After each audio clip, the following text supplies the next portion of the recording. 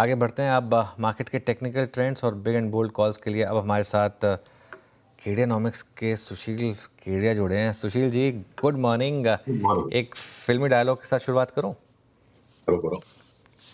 आज खुश तो बहुत होंगे आप। देखो, हमें हमें आदत, हम दुखी कभी नहीं होते। हाँ, लेकिन वो जो आपने कॉल दी थी उसमें एक काफ़ी हद तक उसकी शुरुआत तो हो चुकी है शायद। अब ये जो मूव आ रहा है, इसको प्योर काउंटर ट्रेंड रैली माना जाए या एक बहुत बड़े और सुपर ट्रेंड की शुरुआत हो चुकी है आपके हिसाब से? क्या व्यू रहेगा? अभी भी उस पर निर्णायक बात करना अपरिपक्वता हो सकती है। उदाहरण से मैं एक्सप्लेन करूंगा। इन लेवल्स पर भी जब सर चकराने लग गया कि 21,800 900 से 22,000 से आप फ्यूचर्स देखते हो, कैश देखते हो, इंडेक्स का लेवल, वहां से अगर हम 23,800 तक आ गए, ये 17,1800 1900 पॉइंट देखते देखते आ गए, अब क्या करें?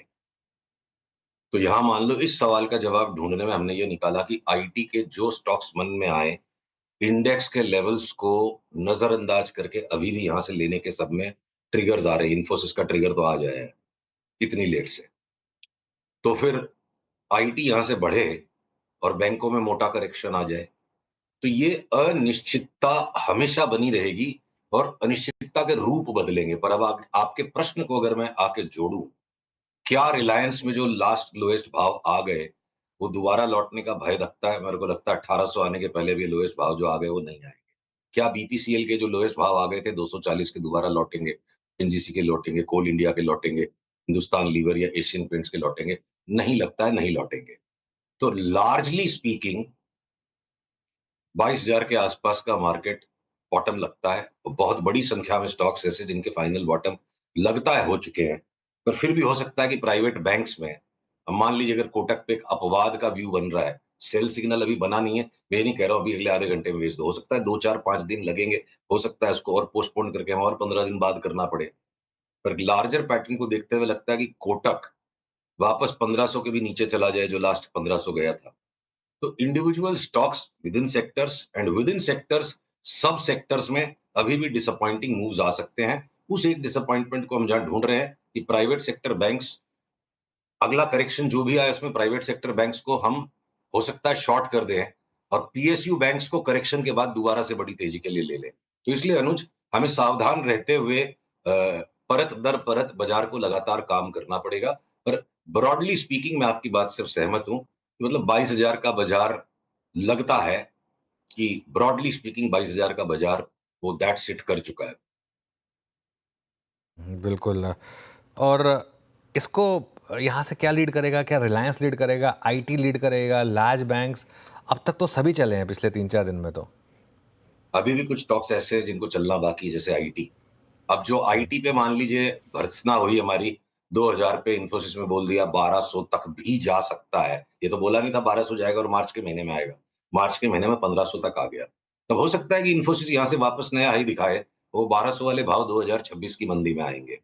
तो एक लीड और लैग आगे पीछे चलते रहेंगे अनुज, बट लार्जली स्पीकिंग देखिए जो लार्ज कैप स्टॉक्स हैं, रिलायंस जैसे स्टॉक 50% अगर बढ़ जाते हैं, ओएनजीसी जैसे स्टॉक्स जो है large cap but second tier में आते हैं, उनमें अगर ऊपर में 70% तक का अपसाइड दिखता है, तो जो छोटे वाले स्टॉक्स है, अभी मैं खाली फ्यूचर्स की लिस्ट की बात कर रहा हूं, कि सेल जैसा स्टॉक यहां से 3 गुना हो जाए, एनएमडीसी 3 गुना हो जाए, तो रेंजेस ऑफ पोटेंशियल रिटर्न्स हैं commensurate to the potential returns, उनकी रिस्क भी उसी अनुपात में ज्यादा है।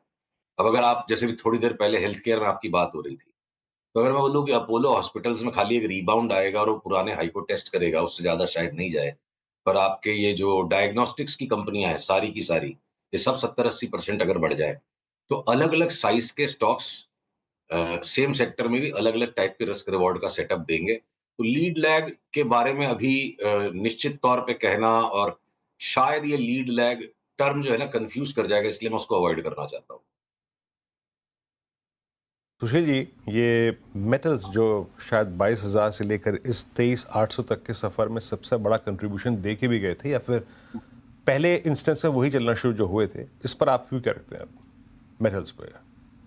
मेटल्स में एक बार जो होना था हो गया, अब यहां से धोखा देंगे ये।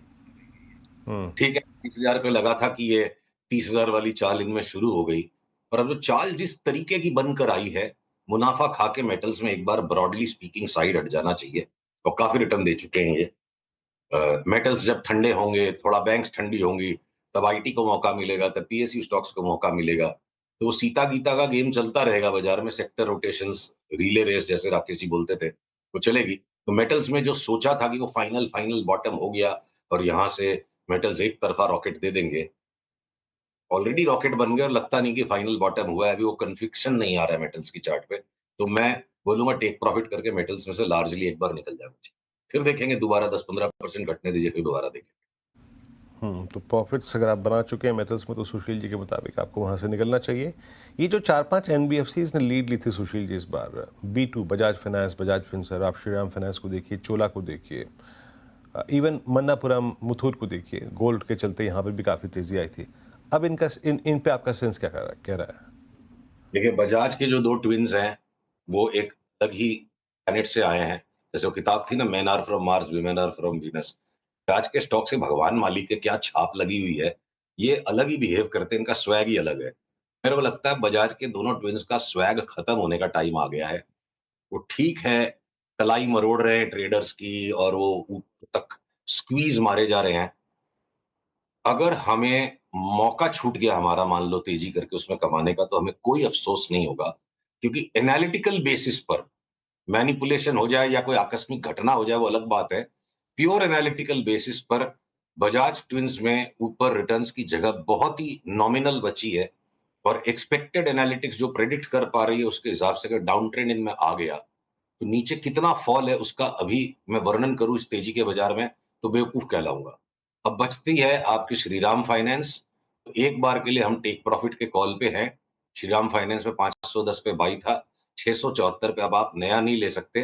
जो है उसको बनाए रखिए, और 670, 600, 660 का ट्रेलिंग स्टॉप लॉस रखिए। और मुथूट मन्नापुरम में भी लगता है कि जो होना था एक बार के लिए इनका काम हो चुका है, और सेल सिग्नल आने की देरी है। रादर ये कहिए, मुथूट मन्नापुरम और श्रीराम में फर्दर बाइंग सस्पेंडेड है।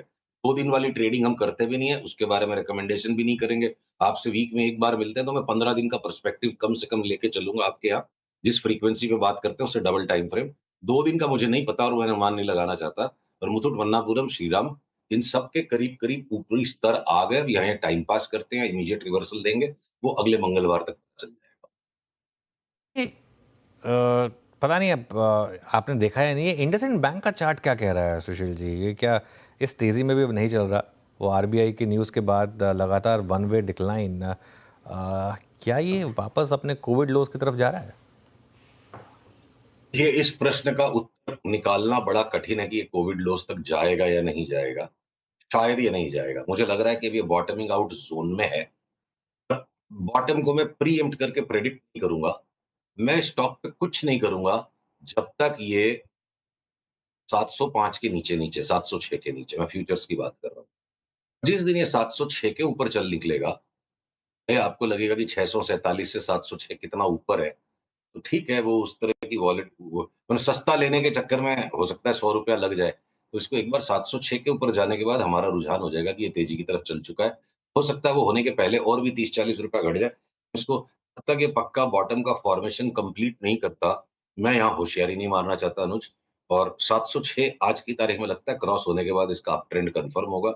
हो सकता है कि उसके और 2 सप्ताह गुजरने के बाद वो 706 की जगह वो लेवल 665 का हो जाएगा। फिलहाल मैं इंडसइंड में कुछ नहीं करूँगा, 706 के ऊपर निकलेगा तो तेज़ी करूँगा। इस भाव से और मंदी करना समझदारी नहीं लगती। आपकी तरफ से इस समय चार्ट पर कौन से स्टॉक्स हैं जो ब्रेकआउट के एकदम तैयार हैं, जिनको आप इस भाव पे भी लेना चाहेंगे? आईटी के स्टॉक्स, मैं स्पष्ट कह चुका। और उसके सिवा थोड़े-थोड़े पुलबैक में दुनिया भर के स्टॉक्स हैं जो अब आप ले सकते हो। कैश के अंदर में इतनी बड़ी लिस्ट है कि आपको मुझे 1 घंटे का टाइम देना पड़ेगा।